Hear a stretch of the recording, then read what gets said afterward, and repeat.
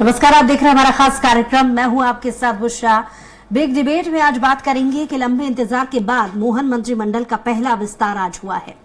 कई दौर की चर्चा के बाद मंत्री बनाए जाने वाले चेहरे तय किए गए हैं। इस विस्तार में लोकसभा चुनाव को दृष्टि में देखते हुए जातीय और क्षेत्रीय समीकरणों के हिसाब से कई नेताओं को मंत्री बनाया गया है। आज चर्चा इसी को लेकर और चर्चा को विस्तार देंगे। उससे पहले लेकिन देखेंगे एक खास रिपोर्ट। मध्य प्रदेश की डॉक्टर मोहन यादव सरकार का पहला मंत्रिमंडल गठन हो गया है। मंत्रिमंडल के पहले विस्तार में 28 मंत्रियों ने शपथ ली। इनमें 18 कैबिनेट और 10 राज्य मंत्री बनाए गए हैं। इस मंत्रिमंडल गठन में बीजेपी ने जातिगत समीकरण का विशेष। मोहन मंत्रिमंडल में सीएम यादव समेत 12 ओबीसी मंत्री बनाए गए हैं, जबकि उप मुख्यमंत्री जगदीश देवड़ा समेत 6 एससी वर्ग के मंत्री और सामान्य वर्ग से आने वाले डिप्टी सीएम राजेंद्र शुक्ल समेत 6 सवर्ण वर्ग के मंत्री बनाए गए हैं। वहीं 4 मंत्री अनुसूचित जनजाति समुदाय से बने हैं। वहीं मंत्रियों में ओबीसी समुदाय से प्रहलाद पटेल, इंदर सिंह कंसाना, नारायण सिंह कुशवाहा, राकेश सिंह, करण सिंह वर्मा, उदय प्रताप सिंह, इंदर सिंह परमार, कृष्णा गौर, धर्मेंद्र लोधी, नारायण पवार, लखन पटेल मंत्री बनाए गए हैं। सामान्य वर्ग से कैलाश विजयवर्गीय, विश्वास सारंग, प्रद्युम्न सिंह तोमर, गोविंद सिंह राजपूत, चैतन्य कश्यप, राकेश शुक्ला मंत्री बने हैं। अनुसूचित जाति वर्ग से तुलसी सिलावट, दिलीप जायसवाल, गौतम टेटवाल, राधा सिंह, प्रतिमा बागरी और एसटी वर्ग से निर्मला भूरिया, विजय शाह, संपत्या उइके, नागर सिंह चौहान मंत्री बने हैं। अगर मंत्रिमंडल की बात की जाए तो मंत्रिमंडल में 13 मंत्रियों की उम्र 60 साल से ज्यादा है। सीहोर जिले की इछावर सीट से विधायक करण सिंह वर्मा 68 सबसे उम्रदराज मंत्री हैं। दमोह जिले की जबेरा सीट से विधायक धर्मेंद्र सिंह लोधी 45 सबसे कम उम्र के मंत्री हैं। 7 मंत्री 12वीं क्लास तक पढ़े हैं। 21 मंत्री ग्रेजुएट और पोस्ट ग्रेजुएट हैं। सबसे कम इंदर सिंह कंसाना ने 8वीं क्लास तक पढ़ाई की है। दिलीप अहिरवार और नारायण पवार 10वीं तक पढ़े हुए हैं। वहीं प्रहलाद सिंह पटेल, राकेश सिंह, संपत्या उइके, नरेंद्र पटेल, प्रतिमा बागरी, राधा सिंह, इनमें प्रहलाद सिंह पटेल दमोह से सांसद और केंद्र में मंत्री थे। वे नरसिंहपुर सीट से पहली बार चुनाव जीतकर विधानसभा पहुंचे हैं। राकेश सिंह जबलपुर से सांसद थे। वे जबलपुर पश्चिम से जीतकर विधायक बने हैं। केंद्रीय मंत्री ज्योतिरादित्य सिंधिया समर्थक 3 विधायकों तुलसी सिलावट, गोविंद सिंह राजपूत और प्रद्युम्न सिंह तोमर को कैबिनेट मंत्री बनाया गया। इनके अलावा शिवराज सरकार में मंत्री रहे प्रभुराम चौधरी और ब्रजेंद्र सिंह यादव को मोहन मंत्रिमंडल में जगह नहीं मिली है। विजय शाह 5वीं बार मंत्री बने हैं, जबकि कैलाश विजयवर्गीय 4थी बार मंत्री बने हैं। बहरहाल मोहन यादव टीम में जातीय संतुलन के साथ 24 का अक्स देखने को मिला है। ऐसे में देखने वाली बात होगी कि टीम मोहन में जिस तरह से संतुलन बैठाने का प्रयास किया है, वो टीम 24 के रण में कितना कमाल कर पाती है। Special desk, Swaraj express. तो 28 मंत्रियों ने आज शपथ ली। मंत्री तो तैयार हैं, लेकिन बड़ा सवाल कि 24 के लिए कितने तैयार हैं। इस पर ज्यादा चर्चा के लिए मौजूद है हमारे साथ बेहद ही खास मेहमान। पैनल में बीजेपी से प्रवक्ता मिलन भार्गव जी हमारे साथ जुड़ गए हैं, बहुत स्वागत है आपका। कांग्रेस से प्रवक्ता नीलम शुक्ला जी हमारे साथ जुड़ गए हैं, बहुत स्वागत है आपका। और वरिष्ठ पत्रकार अवधेश भार्गव जी भी हमारे साथ जुड़ गए हैं, बहुत स्वागत है आपका। सबसे पहले रुख मिलन जी आपकी तरफ ही करेंगे। आज 28 मंत्रियों ने शपथ ली है। 24 को लेकर बहुत सारी उम्मीदें की जा रही थी, माना जा रहा था। हालांकि कांग्रेस की तरफ से भी ये सवाल आ रहा है कि मंत्रियों ने शपथ तो ले ली है, लेकिन समन्वय बनाना एक बड़ी चुनौती होने वाला है, क्योंकि सिंधिया समर्थकों की जो फॉर्मेटिज्म के हिसाब से जैसी नीति रही है वो हावी ना हो जाए। देखिए बुशरा जी, चुनौती तो भारतीय जनता पार्टी के समक्ष सिर्फ एक ही है, वो है विकास से और विकास की ओर ले जाना। और जनता ने जिस प्रकार का मैंडेट हमको दिया है, निश्चित रूप से ये आशीर्वाद स्वरूप हमको मिला है। और जो 5वीं बार सरकार आज भारतीय जनता पार्टी की मध्य प्रदेश में बनी है, मैं आपको विश्वास दिलाता हूं, ये मंत्रिमंडल एक आज चूंकि सुशासन दिवस मनाया पूरे देश में जा रहा है अटल जी के जन्म दिवस के उपलक्ष्य में, जिस प्रकार की सुशासन दिवस के रूप में आज देश की सरकारें बना रही है, उस सुशासन पर एक मंत्रिमंडल बना है जो मध्य प्रदेश को नई ऊंचाइयों पर ले जाएगा और विकास के नए जो कीर्तिमान स्थापित करने के लिए मंत्रिमंडल प्रतिबद्धता के साथ काम करता हुआ आपको दिखाई देगा। इसके सामने सिर्फ चुनौती है कि विकास को और कैसे अधिक से विकसित राज्य की श्रेणी में मध्य प्रदेश को ले जाना। इसी सोच के साथ ये आगे बढ़ेगा और कांग्रेस चूंकि आरोप प्रत्यारोप की राजनीति करती आई है, जनता का विश्वास हो चुकी है। जिस षड्यंत्र और प्रपंच की मार झेलकर उसको नकारने का काम जनता ने किया है, आज इस प्रकार के आरोप प्रत्यारोप चूंकि उनके संगठन पर लग रहे हैं, इसीलिए मुझे लगता है चिंतन मनन करने की स्थिति है और उनको चिंतन करना चाहिए कि 100 वर्ष पुरानी पार्टी का हर्ष इस प्रकार का क्यों। जिनकी पार्टी की तरफ से सवाल है उनसे भी जवाब ले लेते हैं। नीलम जी, आपके पार्टी के नेता ये पूछ रहे हैं कि अब बड़ी चुनौती बीजेपी के लिए समन्वय बनाना होगी, क्यों लगता है आपकी पार्टी को ऐसा? देखिए, पहली बात तो बता दूं कि बीजेपी का आंतरिक लोकतंत्र खुला हुआ नहीं। देश के लोकतंत्र की हत्या करते करते पार्टी के लोकतंत्र की भी हत्या हुई। 2 लोग डिसाइड करते हैं मुख्यमंत्री कौन होगा, मंत्रिमंडल में कौन होगा। जो विधायक चुनकर पहुंचाए जाते हैं, मेरे मित्र मदन भार्गव जी बोले नहीं पता नहीं हुआ कौन बन के मंत्री आने वाला है, कौन मुख्यमंत्री बन के आने वाला। तो जो चुनकर जाते उनसे सलाह मशवरा नहीं किया जाता। मोदी जी और Shah ji company limited company तय कर देती है फलाने जी को ये मंत्रालय दिया जाएगा, ये मंत्री बनेंगे, ये मुख्यमंत्री बनेंगे। देखिए, आप चुनाव में आधा दर्जन से ज्यादा सांसद, 3 केंद्रीय मंत्री, एक राष्ट्रीय स्तर के नेता को चुनाव में उतारा गया, तो सभी उनके समर्थक कहते फिर रहे थे कि हमारे भैया मुख्यमंत्री बनने वाले, ये नहीं बन पाए, उन्हें मंत्री बनाया गया। बहरहाल जो भी बात है, नए मंत्रिमंडल की शुभकामना है। हम यही उम्मीद करेंगे कि हम सकारात्मक विपक्ष की भूमिका अदा करते हैं, हम कभी नकारात्मक बातें नहीं करते। हम यही उम्मीद करेंगे जो पिछले 18 सालों में हुआ वो अब ना हो। जो 50% कमीशन की सरकार चली वो अब ना हो। जो प्रदेश बलात्कार में अव्वल रहा वो अब ना हो। जो किसानों पर अत्याचार हुआ, किसानों का ऋण माफ नहीं हुआ, यूरिया नहीं मिला, खाद की लाइन में लगे रहे, उनका कर्ज माफ नहीं हुआ, किसानों के साथ जो अत्याचार हुआ उन पर गोलियां चलेगी, अब ना हो, ऐसी उम्मीद हम करते हैं।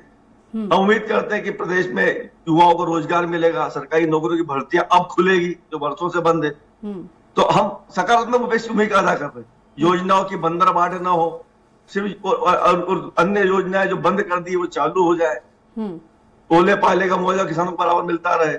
अभी किसानों ने द्रौपदी मुर्मू जी को चिट पत्र लिखा, करीबन 1500 किसानों ने उन्हें सामूहिक रूप से आत्महत्या करने की अनुमति मांगी, तो उन्हें मुआवजा नहीं मिल पाया, सिंचाई परियोजना शुरू कर दी। इस तरह की घटना ना हो, तो मंत्रिमंडल बना, हम उसकी शुभकामनाएं देते हैं। हम सकारात्मक विपक्ष भूमिका अदा कर रहे हैं कि हम जो कह रहे हैं जो 18 सालों में होता आया है वो अब ना हो, क्योंकि जीतने से मुद्दे गौण नहीं हो जाते। भार्गव जी, अगर आप जीत गए लेकिन मुद्दे तो यथावत है। क्या चुनाव जीतने से प्रदेश में बेरोजगारी खत्म हो गई, महंगाई खत्म हो गई, महिलाओं पर अत्याचार खत्म हो गए, बलात्कारी घटनाएं खत्म हो गई, किसान सुखी समृद्ध हो गया? नहीं हुआ। मुद्दे वही है।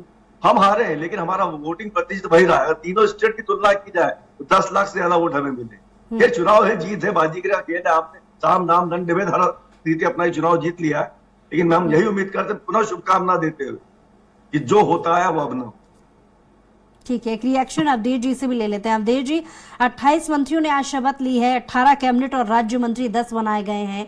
आज का पूरा सिनेरियो अगर बात करें, जिस तरीके से बीजेपी ने जातीय समीकरण, नए पुराने चेहरे सभी को मिला जुला करके कैबिनेट को लेकर के जितनी उम्मीदें थी, और 2024 के लिहाज से अगर इसे देखें तो किस तरीके से देखेंगे आज के इस कैबिनेट को आप?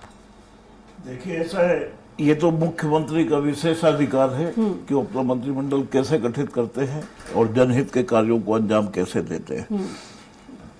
जो समीकरण इन्होंने साधा है, इनके दिमाग से जो भी योजना निकली है, लेकिन आम जनता की नजर में आप ये बताइए, जहां से 4-4, 5-5 बार विधायक जीत रहा है और जनता जिता रही है, उस क्षेत्र को विकास नहीं चाहिए क्या? उस क्षेत्र के प्रतिनिधि को मंत्री नहीं बनना चाहिए क्या? या इतनी बड़ी पार्टी में सिर्फ ये गिनती के गिने चुने लोग जो 5-5 बार, 6-6 बार मुख्यमंत्री वो मंत्री बन रहे हैं, इनके अलावा इनके पास व्यक्ति नहीं है, योग्यताएं नहीं है। खैर, लोकसभा चुनाव है, 3-4 महीने के बाद उसके समीकरण साधते हुए इन्होंने जातिगत समीकरण भी साधे हैं, क्षेत्रवाद भी किया है। आप बुंदेलखंड से देखिए, सागर को अगर छोड़ दें, खजुराहो लोकसभा सीट से सिर्फ एक मंत्री चंदा से बना है। आप मंदसौर संसदीय सीट से ले लें तो सिर्फ जगदीश देवड़ा डिप्टी सीएम बने हैं, बाकी कोई मंत्री नहीं बनाया गया है, जबकि इसके पहले वहां मंत्री थे। आप देखिए कुल मिलाकर के नीमच का विधायक 5वीं बार जीता है, लेकिन उसको मंत्री नहीं बना। तो वहां की क्षेत्र की जनता को एक ठेस लगती है।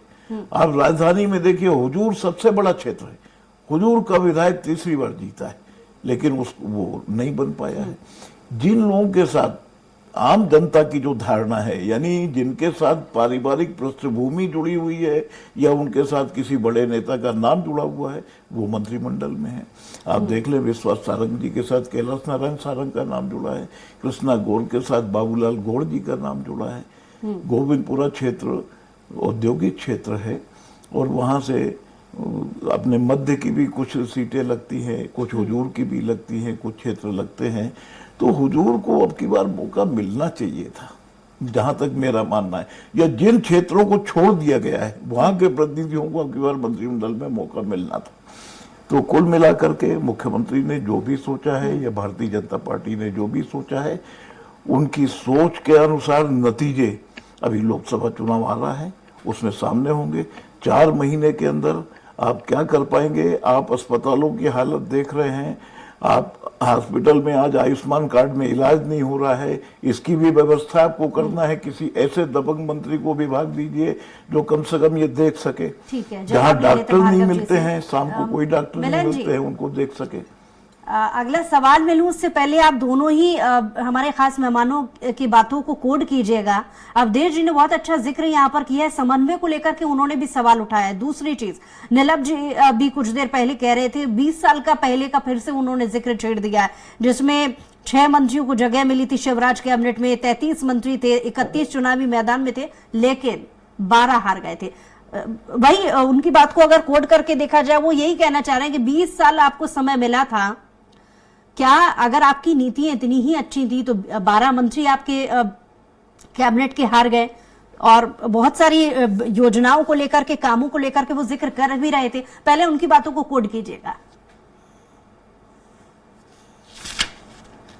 व्यवस्था संवैधानिक की गई है, उसमें सारी बातें गौड़ हो जाती है, जनता का अभिमत मिल जाता है। देखिए, बात विमर्श करने के लिए ठीक है, लेकिन अल्टीमेटली यदि हम जनता के विश्वास को हासिल कर रहे हैं तो हमारी योजनाएं भी सफल हैं, हमारा कार्यकाल भी सफल है, और हम जिस प्रकार का मध्य प्रदेश दे रहे हैं ये भी सफल है। यदि कांग्रेस पार्टी को संतुष्ट करना चाहे तो मुझे लगता है ये असफल रहेगा, क्योंकि वो संतुष्ट नहीं हो सकते। क्योंकि सत्ता में जब वो रहते हैं तो लूट करते हैं, और विपक्ष में रहते हैं तो झूठ बोलते हैं। ये स्थापित हो चुका है और ये इन्होंने कायम करके दिखाया, और जनता ने भी अपना मैंडेट देकर इस बात को सिद्ध किया है। देखिए, 7 लाख हेक्टेयर जमीन मध्य प्रदेश में 2003 से पहले सेंसस की, तो आज 47 लाख है। जनता ने उसको आश्वस्त किया है। आज गरीब को घर मिल रहा है तो उसको भी जनता ने एक्सेप्ट किया है। गरीब को चूल्हा, उसके चूल्हे से निकालकर यदि गैस सिलेंडर मिल रहा है तो उसको भी एक्सेप्ट किया है। और 24 घंटे बिजली मिल रही है, जब अंधेरा का छाया इनके राज्य में हुआ करती तो जनता ने उसको स्वीकार किया है। देखिए, हमारे लिए सबसे बड़ा जो अर्थ है वो जनता का विश्वास, जिसको हमने बार बार हासिल किया, बार बार परीक्षा दी है। इस परीक्षा में तैयारी के साथ बैठे। अब जो नकल करते आए, चीटिंग करते आए परीक्षा जैसे में भी, उनको चिंता करना चाहिए। और रही बात, अभी नीलाभ जी कह रहे थे कि साहब जनता ने जिनको चुना उनको नकार के आपने ऐसे लोगों को बिठाया, तो जनता ने तो नकारा आपके जीतू पटवारी जी को था, जो आपकी पार्टी को तेल लेने भेजना चाहते थे, जो महिलाओं पर अभद्र टिप्पणी करते थे। आज उनको भी आपके ही परिवार ने बैठाया। किसने तय किया? सोनिया जी, राहुल जी ने, कि आपके मध्य प्रदेश के नेताओं ने? तो मध्य प्रदेश के नेता यदि तय करते तो उनकी बैठक में अजय सिंह जी भी दिखाई देते, उनकी बैठक में रामनिवास रावत भी दिखाई देते, जिन्होंने इस्तीफा दिया उनकी नियुक्ति के तत्काल। कमलनाथ जी भी दिखाई देते, जो आपके भूतपूर्व अध्यक्ष थे, वो भी उड़ गए, वो विदेश यात्रा पे हो गए। जो तो हम कहते थे कि भैया चुनाव इसलिए दिखाई दे रहा है, फिर गायब हो जाएंगे। तो ये बात तो सिद्ध हुई ना, और जनता ने प्रमाण अपना दे दिया। रही बात, हमें प्रमाण की आपकी आवश्यकता इसलिए नहीं है कि झूठ फरेब की राजनीति और षड्यंत्र की राजनीति करने वाली कांग्रेस पार्टी, इसने लाख कोशिश कर ली कि मध्य प्रदेश में एक एजेंडा चल जाए, 50% कमीशन की सरकार। 50% कमीशन लग कहाँ रहा है साहब? टिकट आप बेचते हो, पद आप बेचते हो ना। एक षड्यंत्र पूर्वक आपने एक एजेंडा इवेंट पर कंपनी हायर करके टेक्निकल डिपार्टमेंट के माध्यम से 50% चला तो दिया, ना व्यक्ति मिला, ना उसको प्रमाणित कर पाए। और रही बात मध्य प्रदेश की मान सम्मान बढ़ाने के लिए हम लोग दिन रात मेहनत कर रहे हैं, सरकार मेहनत कर रही है, विपक्ष को भी मेहनत करनी चाहिए, लेकिन विपक्ष क्या मेहनत कर रहा है कि साहब ये तो बलात्कार प्रदेश है, ये प्रदेश में लूटपाट है। मतलब प्रदेश में अपमानित करने के लिए लगातार आप अपने अधिकारों का दुरुपयोग कर रहे हैं। आप उपयोग अपने मान सम्मान के लिए, आप अपने परिवार का जैसा मान बढ़ाते हैं, यदि प्रदेश की जनता को अपना परिवार मानते हैं तो मान सम्मान बढ़ाइए। झूठ फरेब की राजनीति करने से आपको सुर्खियां जरूर मिल जाएंगी, जनता का अभिमत और विश्वास नहीं मिलेगा, ये बार बार सिद्ध हो गया और आज भी नहीं सीख रहे हैं। तो भैया मुबारक हो ऐसा विपक्ष। आने वाले फिर समय में आप चुनाव होंगे, देखिएगा आप किस प्रकार से। अभी तो 66 पे आए हैं आप, 6 भी सीट आए तो बताइएगा। नीलम जी से जवाब ले लेते हैं। नीलम जी, 24 के लिहाज से इस कैबिनेट को किस तरीके से देखते हैं आप?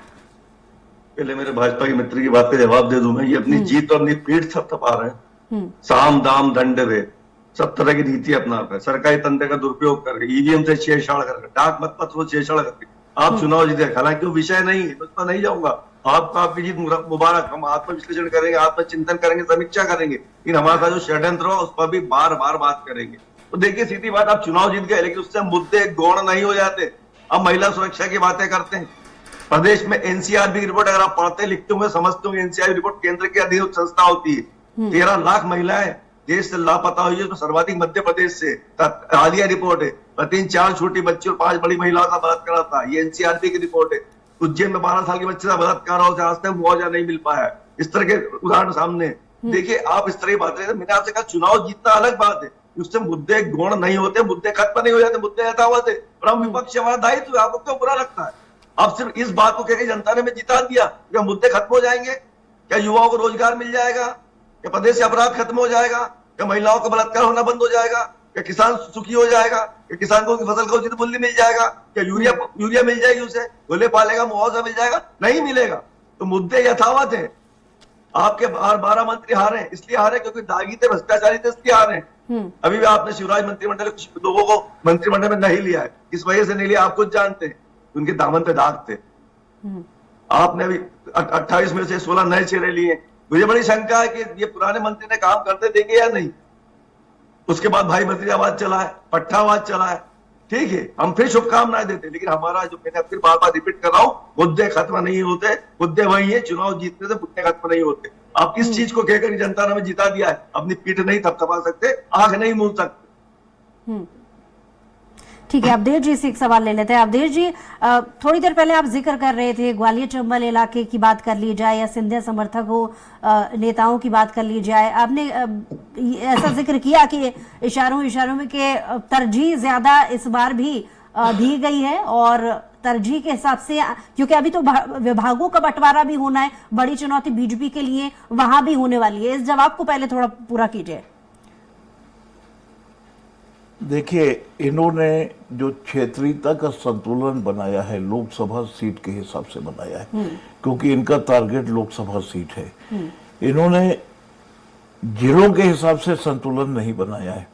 लेकिन भाजपा, चूंकि आज अटल बिहारी वाजपेयी जी की जयंती थी और सुशासन दिवस के रूप में मनाया जाता है, तो जो मंत्रिमंडल गठित हुआ है, कम से कम इसको मुख्यमंत्री डॉक्टर मोहन यादव को चाहिए कि सबसे पहले उन्हें ये सुशासन सिखाएं कि कम से कम अगर वो हफ्ते में 1 या 2 दिन राजधानी में है तो आम लोगों से मिले, क्योंकि इसके पहले के कार्यकाल में देखा गया कि मंत्री लोगों से मिलना लोहे के चने चबाना होता था। ठीक है, मिलन जी इसका रिएक्शन एक ले लेते हैं। मिलन जी, इस बात से मैं बिल्कुल इत्तेफाक रखूं, क्योंकि बीजेपी ने अलग अलग प्लेटफॉर्म पे अक्सर ये कहा है कि युवा नेताओं को तरजीह दी जाएगी। मंत्रिमंडल में 13 मंत्रियों की उम्र 60 साल से ज्यादा है।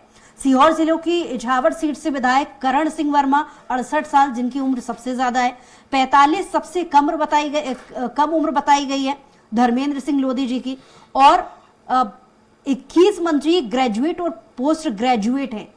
ये सवाल भी विपक्षी नेताओं की तरफ से आया, क्योंकि जहां पर अलग अलग प्लेटफॉर्म पे बीजेपी कह रही थी कि युवाओं को मौका दिया जाएगा, लेकिन ऐसा कुछ हुआ नहीं। और मिलन जी की माफ कीजिए, अवधेश जी की बात से मैं इसलिए भी इत्तेफाक रखती हूँ, समन्वय को लेकर के वो बात कर रहे थे, कैलकुलेशन को लेकर के वो बात कर रहे थे।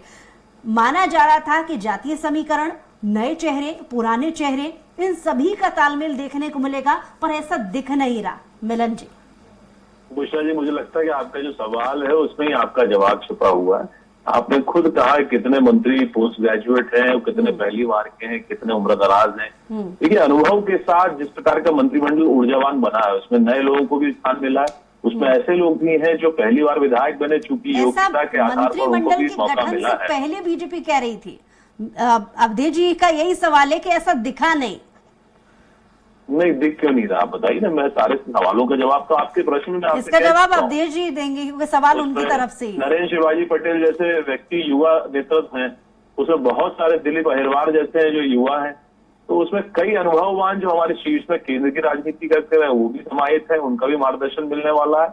और जिस प्रकार की सरकार बनी है, मंत्रिमंडल बना है, ये आप तय मानिए कि बहुत ऊर्जा के साथ जो विकास की सीढ़ियां हमने चढ़ी थी, उसमें नए कीर्तिमान ये मंत्रिमंडल स्थापित करेगा और मध्य प्रदेश विकसित राज्य की श्रेणी में आकर खड़ा है।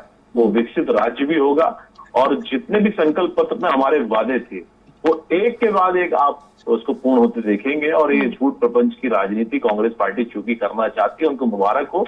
और मध्य प्रदेश की जनता चूंकि हमको जानती है और हमने वो कर दिखाया है, तो जनता के आशीर्वाद को लेकर हम आगे बढ़ेंगे। और सकारात्मक राजनीति, चूंकि मध्य प्रदेश के मान बढ़ाने की राजनीति करते हैं, मध्य प्रदेश के मान को गिराने की राजनीति, कांग्रेस पार्टी को मुबारक हो। झूठ षड्यंत्र, चूंकि अराजकता का माहौल पैदा करना इनका कर्तव्य है, तो उस कर्तव्य पथ पर लिए चले। हमने अपना पथ चुनकर रखा, ये मंत्रिमंडल उसको लेकर आगे बढ़ेगा। और सुशासन दिवस के अवसर पर जिस प्रकार का मंत्रिमंडल गठन हुआ है, ये निश्चित रूप से आगे चलकर मध्य प्रदेश को नई गति देगा। नीलम जी से इसका रिएक्शन ले लेते हैं। नीलम जी, क्योंकि कुछ देर पहले आपने महिला अपराध से जुड़ा एक सवाल उठाया था बीजेपी के लिए, लेकिन आपके नेता महिलाओं के से जुड़े मामलों पर ये भी कैबिनेट से पहले ये कहता रहा था कि हमें इंतजार होगा उस पल का कि जब 33% आरक्षण लागू करने की जो पहल है वो बीजेपी ने कर तो दी थी, लेकिन उस पर इम्प्लीमेंट कितना इस कैबिनेट में होगा, ये सवाल आपके नेता उठाते रहे हैं, इस पर क्या कहेंगे? देखिए, दूर के ढोल है, अभी तो उसके परिसीमन होना है। एक दूर का लड्डू दिखाया गया, उसका भी कुछ सिरे न पैर, सिर्फ एक लड्डू दिखाया गया कि 33% महिलाओं का आरक्षण दिया जाएगा। परिसीमन होना है, बड़ी लंबी प्रक्रिया है उसको लेकर।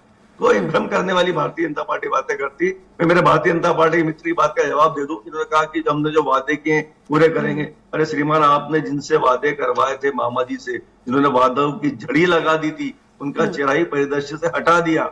अब उन वादों का क्या कि मामा जी आएंगे तो ये करेंगे, मामा जी आएंगे तो वो देंगे, मामा जी ये लाएंगे, मामा जी वो करेंगे, वो मामा जी का ही चेहरा परिदृश्य से हटा दिया।